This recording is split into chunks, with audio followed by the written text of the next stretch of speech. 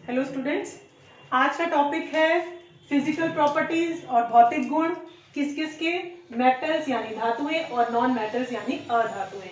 So metals, ये शब्द कभी आपको लग रहा है कि आप इसे पहचानते हैं शब्द को, या आपने कभी कहीं सुना है अपनी डेली लाइफ में?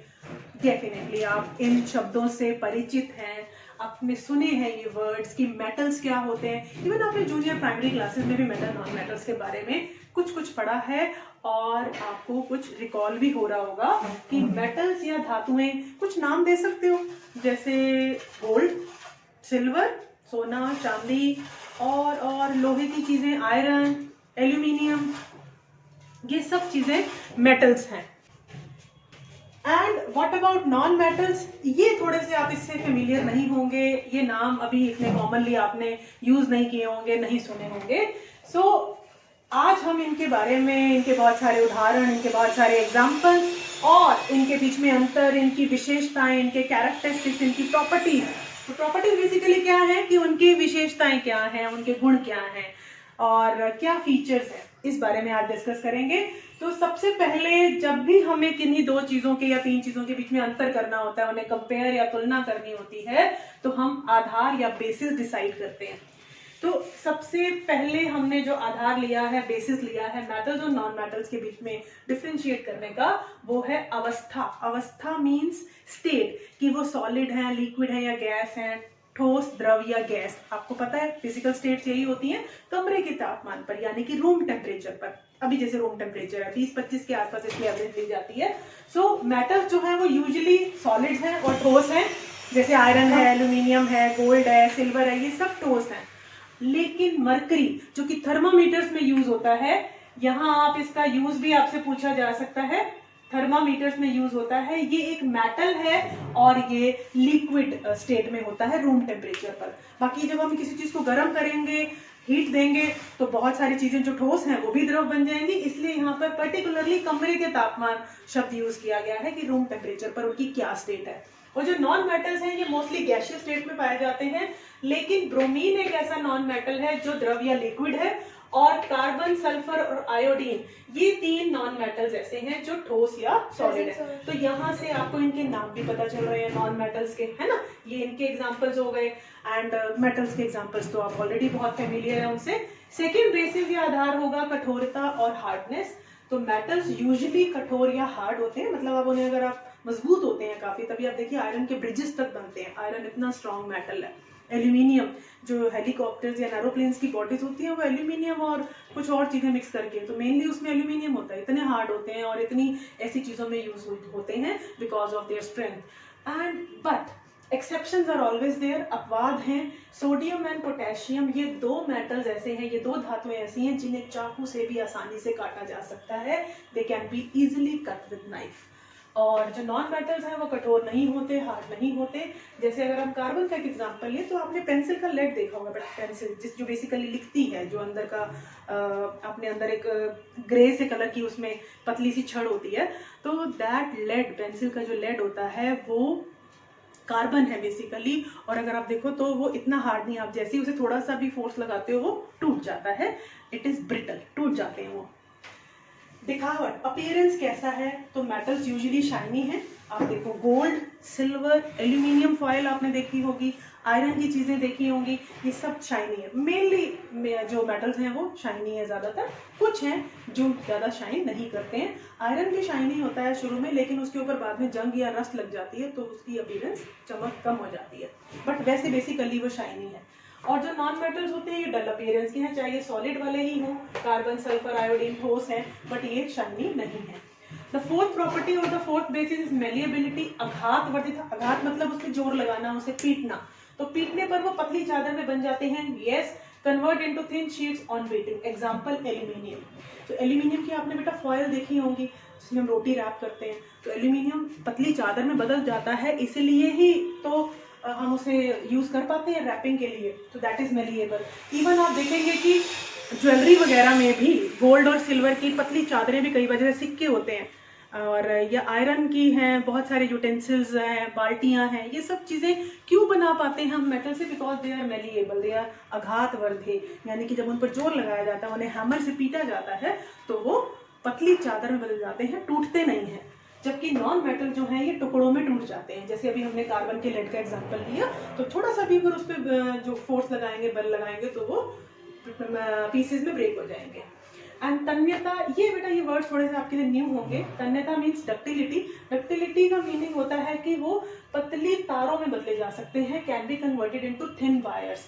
आपने ज्वेलरी में भी देखा होगा, पतली पतली चांदी की या सोने की जैसे बालियां बना दी जाती हैं, या तारे से कोई ना कोई उसमें डिजाइन दे दिया जाता है।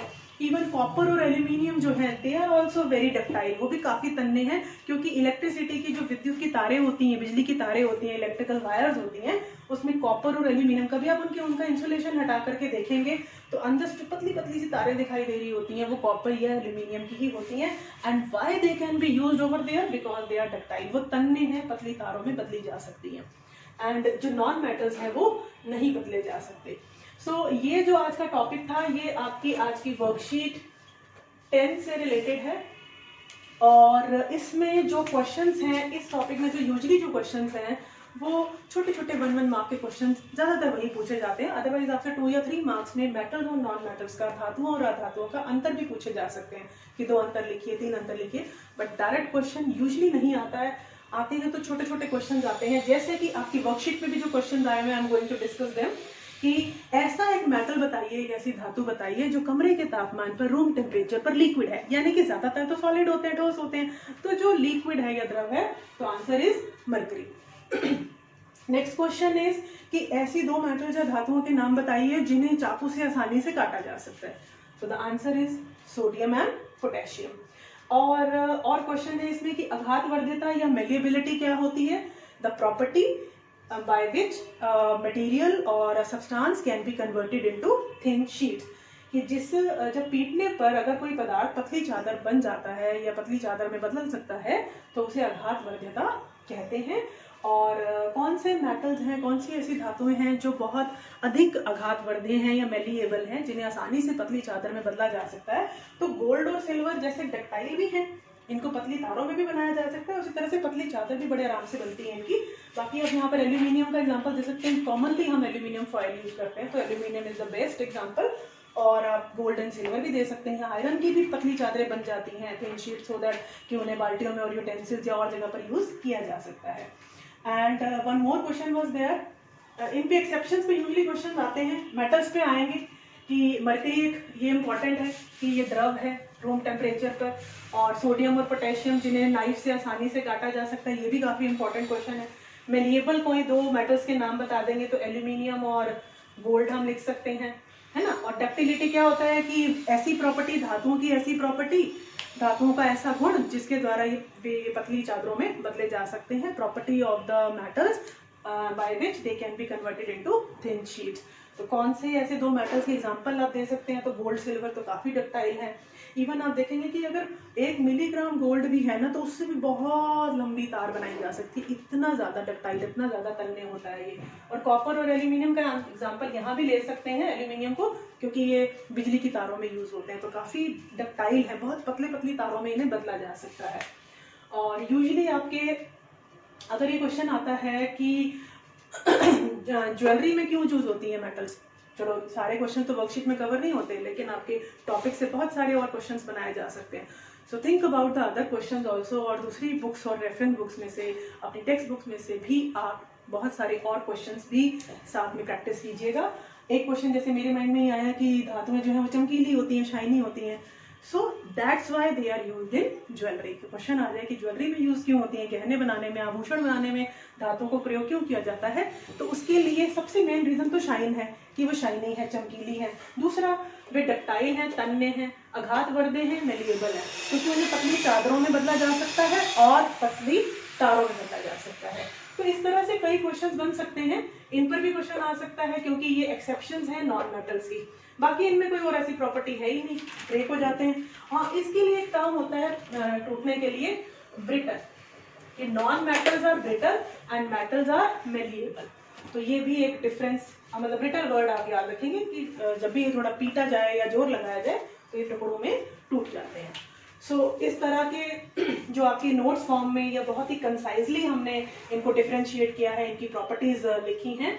और इसे आप अपनी नोटबुक में नोट कर लीजिएगा ज़रूर। वीडियोस को ध्यान से देखिए, समझिए सारी चीज़ों को, वर्कशीट को ठीक से पढ़िए। हाँ, वर्कशीट का लिंक जो है ये मैं अपने डिस्क्रिप्शन बॉक्स में दे दूंगी, वहाँ से भी आप इसे रेफर कर सकते हैं। और उसके बाद क्वेश्चंस के आंसर जैसे अब आपने सुन लिए हैं इस वीडियो में, तो आप अपने आप लिखने की कोशिश कीजिएगा। एंड देन अगर फिर कोई प्रॉब्लम आती है, कुछ कंफ्यूजन होता है, तो आप वीडियो में दोबारा देखिए कि कहीं ना कहीं आपको कहीं कुछ गलती हो रही है, तो आप उससे कंपेयर कर सकते हैं और अपने आंसर को ठीक कर सकते हैं। सो आज हमने ये नया लेसन स्टार्ट किया है और थोड़ी सी आपको डिस्टर्बेंस फील हुई होगी अभी वीडियो में, because of the construction work going on मेरे नियर बाय एरिया में हो रहा है। So sorry for that, but I hope कि मैं इतना लाउड बोली हूँ कि आपको क्लियर हो गया होगा। सो प्रैक्टिस कीजिए and do submit your worksheet on time. Keep learning. Bye bye.